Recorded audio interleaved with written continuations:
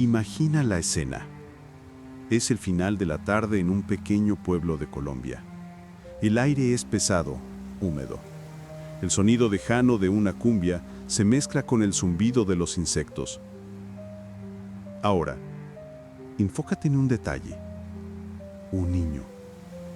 Imagina a ese niño pobre jugando en la calle. No tiene mucho, pero su inocencia, esa nadie se la ha quitado. Todavía. Él no sabe, pero está viviendo en un país que sangra. La violencia de los carteles y de las guerrillas es el titular de todos los periódicos. Pero el peligro, a veces, no viene de una bala perdida. A veces, camina despacio y te sonríe.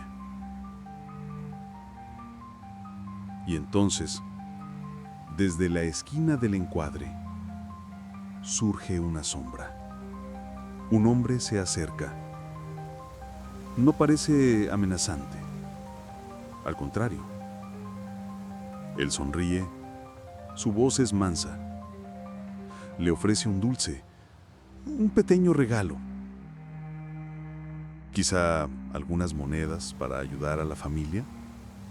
Para el niño parece un ángel, un benefactor, tal vez un sacerdote o un trabajador de caridad.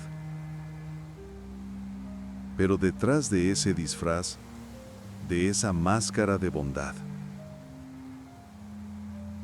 se escondía el depredador más prolífico que el mundo jamás ha visto. Esta es la historia de Luis Alfredo Garavito Cubillos. Si a ti también te fascina entender los rincones más oscuros de la mente humana, deja ya tu like y suscríbete al canal.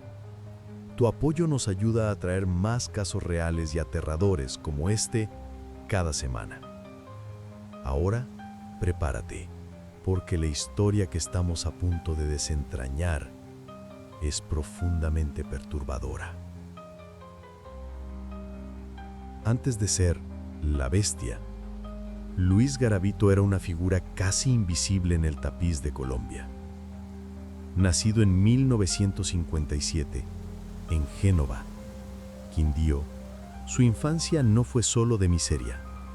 Fue un manual de cómo quebrar a un niño. Era el mayor de 7 hermanos, y desde temprana edad, según sus propios relatos, fue víctima de la brutalidad de su propio padre. Abusos físicos y psicológicos que lo marcaron para siempre. Aprendió a sentir dolor y, lo que es más importante, aprendió a esconderse dentro de sí mismo. Un refugio silencioso que nunca más abandonaría. Esa infancia fracturada lo arrojó al mundo. Se convirtió en un nómada, vagando de ciudad en ciudad, durmiendo donde podía, comiendo lo que conseguía. Sobrevivía con trabajos informales. Vendedor ambulante, vendía estampitas, baratijas. Aprendió a leer a las personas, a identificar la necesidad, la soledad. Para la mayoría, era solo un rostro más en la multitud, un hombre sufrido, callado, inofensivo. Y era precisamente esa capacidad de ser invisible, de mezclarse con el paisaje de la pobreza, lo que lo convertiría en su arma más letal. Principios de los 90. Colombia está en llamas. Mientras el país miraba a los grandes monstruos, los varones de la droga y los jefes guerrilleros, un monstruo diferente, más silencioso, comenzaba su cacería. Un patrón aterrador comenzó a surgir.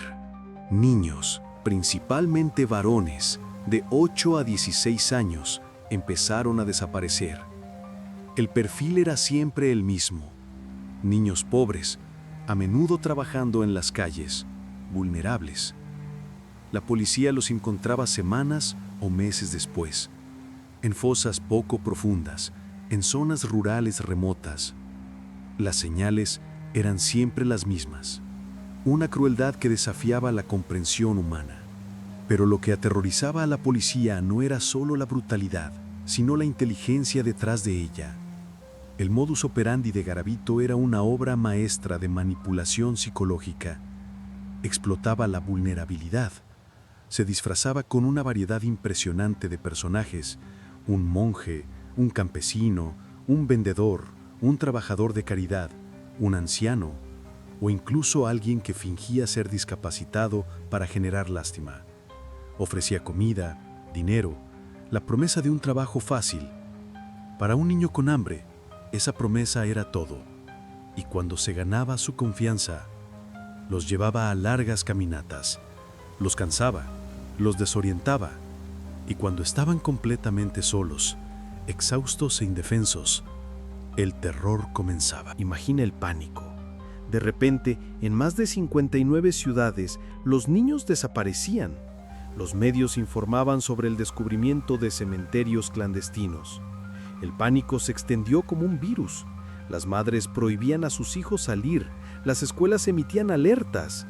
La policía, ya sobrecargada, estaba perdida. La falta de comunicación entre los departamentos de diferentes ciudades era un obstáculo gigantesco. No tenían un sistema de datos centralizado. Cada caso era investigado como un crimen local aislado.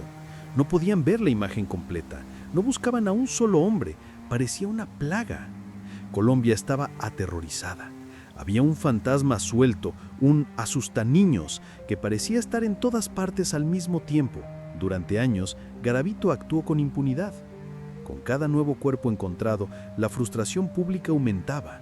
La policía formó grupos de trabajo, pero perseguían pistas falsas. Arrestaron a decenas de sospechosos, pero las desapariciones continuaban. Pero todo asesino, por muy listo que se crea, comete un error. Y el desliz de Garavito fue un trozo de papel. En 1997, en la ciudad de Pereira, la policía encontró una nueva fosa. Y en medio de la escena del crimen, esta anotación: un diario macabro, un mapa dibujado a mano que llevaba a otra tumba. Por primera vez, tenían una prueba física que conectaba dos escenas del crimen. La policía finalmente se dio cuenta, no eran crímenes aislados. Estaban tras la pista de un monstruo organizado y meticuloso. La cacería finalmente tenía una dirección. A pesar del avance, la captura fue casi por casualidad. 22 de abril de 1999. Fue arrestado por un intento de abuso, un crimen menor. Nadie sabía quién era. Solo cuando comenzaron el interrogatorio, a cruzar información, la ficha cayó. Él negó todo, pero confrontado con las pruebas, con los dibujos, con los mapas, se derrumbó y empezó a confesar, y a confesar, y a confesar. Los policías estaban horrorizados. No solo admitió los crímenes, sino que los guió, con una memoria fotográfica espeluznante, hasta las fosas. La verdad era más impactante de lo que nadie podría haber imaginado. No era responsable de 10, 20 o 30 muertes. Era el responsable de cientos. El país entero se detuvo, conmocionado, al descubrir que el fantasma tenía un rostro, y era el rostro de un hombre común. El juicio de Luis Garavito fue un circo de horrores. El país siguió cada detalle, cada confesión. Fue condenado por 138 asesinatos, pero confesó más de 190. Las estimaciones no oficiales sugieren que el número de víctimas podría superar las 300. Su sentencia, más de 1800 años. Pero aquí, la historia toma un giro que indignó a Colombia. Debido a las leyes de la época, la pena máxima que una persona podía cumplir era de 40 años. Y por su colaboración al señalar dónde estaban los cuerpos, su pena fue reducida aún más. La posibilidad de que el mayor asesino de niños de la historia pudiera algún día salir libre generó una ola de indignación nacional. El caso forzó un cambio en la ley colombiana, incluyendo la imposición de la cadena perpetua para crímenes similares. El legado de Garavito fue, paradójicamente, un sistema legal más duro. Murió en prisión en octubre de 2023, de cáncer, llevándose consigo los secretos de innumerables otros casos que quizás nunca se resuelvan. El caso Garavito nos obliga a preguntar: ¿El mal nace con las personas o es construido por el entorno de abuso y miseria? ¿Es posible separar al hombre del monstruo o son la misma cosa? Y lo más aterrador, ¿cómo pudo un hombre cometer tantos crímenes durante tanto tiempo delante de las narices de todos simplemente por ser invisible?